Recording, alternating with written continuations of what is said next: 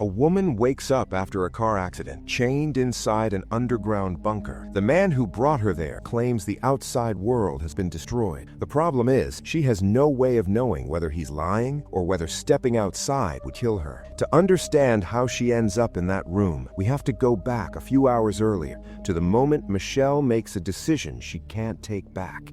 She's driving alone at night, leaving behind a relationship she no longer trusts. Before she can reach her destination, something crashes into her car at full speed.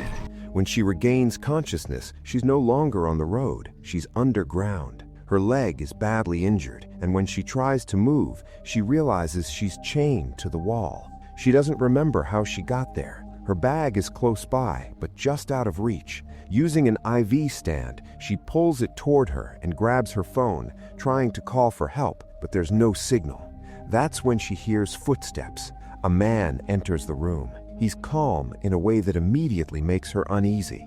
Michelle panics. She begs him not to hurt her and tells him she'll do whatever he wants. He tells her she's misunderstanding the situation. He says he found her after the crash and that she was close to dying.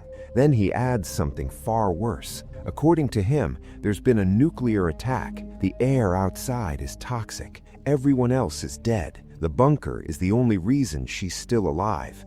Michelle doesn't believe him. She watches him carefully as he brings her food and crutches, and even leaves the key so she can free herself from the chain. When he steps out, she decides she isn't going to wait around to see what kind of man he really is. The next time he returns, she attacks him.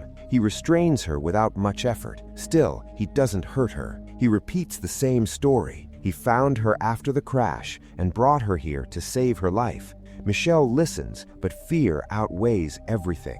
She begs him to let her go, convinced he's lying. As he turns to leave, a strange sound echoes through the bunker. It's distant and unfamiliar. Before closing the door, the man finally tells her his name, Howard. This time, he leaves the door slightly open. Later that night, Michelle hears something that doesn't fit Howard's story. The sound of a car engine. She quietly leaves her room and discovers another man inside the bunker. He's injured. His name is Emmett. He tells her the bunker is real and that Howard has been preparing for something like this for years. Emmett was his neighbor. According to him, Howard had been obsessed with the idea that disaster was coming. Eventually, Howard gives Michelle a tour of the bunker. Everything is planned, organized, controlled. When it's time for her to shower, Howard insists on standing outside the door. He says she can use the curtain, but he doesn't trust her enough to leave. He claims it's for his own safety. In that moment, Michelle understands something clearly. Even if Howard is telling the truth about what happened outside, she's still trapped with a man who needs absolute control. Howard tries to put the argument to rest. He shows Michelle a pair of pigs kept inside the bunker and explains that they were briefly exposed to the outside air. Their skin is damaged, their bodies badly affected. Proof, he says, that the world outside is no longer safe. But something else catches Michelle's attention. Howard's car. The side of it is cracked, badly damaged, and suddenly it connects. She remembers the crash. This is the same vehicle, the one that ran her off the road. She tells Emmett what she's thinking. She's convinced Howard caused the accident, dragged her into the bunker, and invented the story about the attack to keep her trapped. Emmett hesitates before responding. Then he tells her he actually saw the attack. Chaos everywhere, people panicking. He says he was injured while trying to reach Howard's bunker for safety. Michelle listens, but she still doesn't fully trust either of them. That night at dinner, the tension finally spills over. Michelle begins pushing boundaries, deliberately testing how much control Howard has. She touches Emmett's arm, watches Howard's reaction. He notices immediately and snaps. In that moment, Michelle spots the keys hanging from him. While his attention is elsewhere, she quietly takes them. Howard realizes what she's done. Before he can stop her, Michelle smashes a glass bottle over his head and runs. She limps toward the bunker door, unlocking it just as someone appears outside. A woman, desperate, her face badly burned, begging Michelle to let her in. Howard, injured and frantic, screams for her not to open the door. He says the woman is infected, that the air has already poisoned her. Michelle hesitates, then watches as the woman's condition suddenly worsens in a terrifying way. That's when the truth hits her. Howard wasn't lying. Michelle closes the door and quietly apologizes. Howard finally explains what really happened that night. When he heard about the attack, he panicked and rushed for the bunker. In the chaos, he accidentally hit Michelle with his car. He believed she would die if he left her there, so he brought her with him. For the first time, his story feels real. Michelle accepts her situation. She settles into a routine. The world outside may be gone, but for now, this bunker is the only place where survival seems possible. Howard slowly begins to open up. He tells Michelle about his daughter, Megan, shows her a photo, talks about her like she was his entire world. For a while, life underground almost feels normal. They eat together, play games. It starts to feel less like captivity and more like something close to routine. Then everything changes again.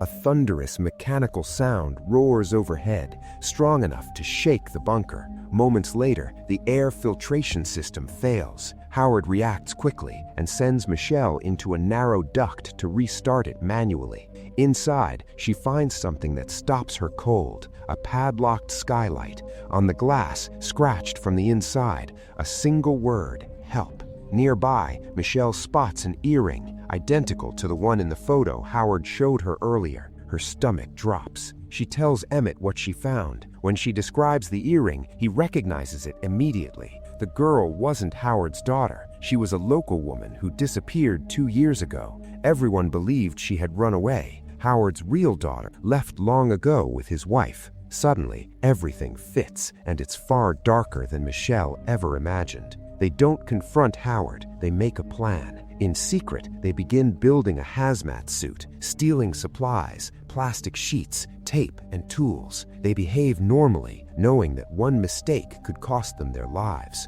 Howard notices anyway. One day, he calls them into the bathroom.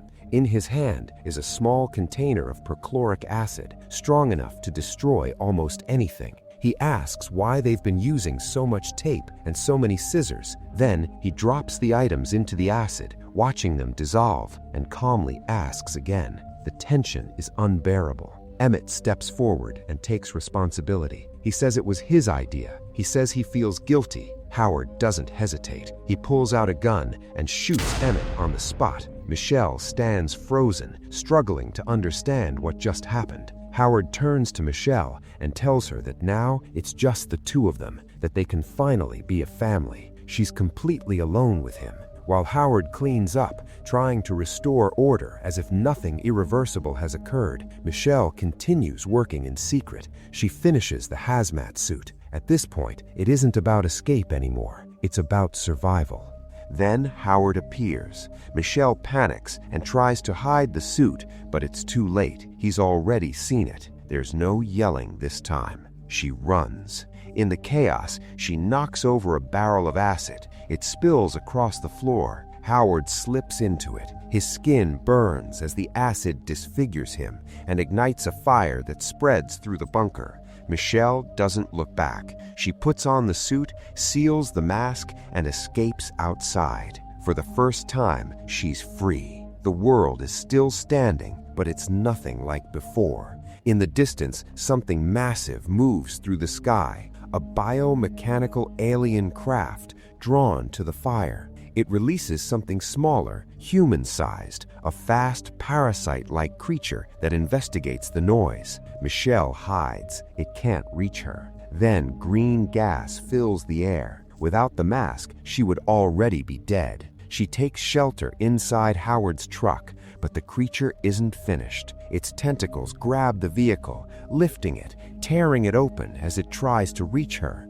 With no other choice, Michelle lights a Molotov cocktail and throws it straight at the creature. The explosion destroys it. The craft retreats. Michelle drives away. On the radio, an emergency broadcast finally breaks through. The military is fighting back. There have been small victories. A safe zone has been established in Baton Rouge. And that's 10 Cloverfield Lane, a survival story that begins in confinement and ends with the world falling apart. See you in the next one.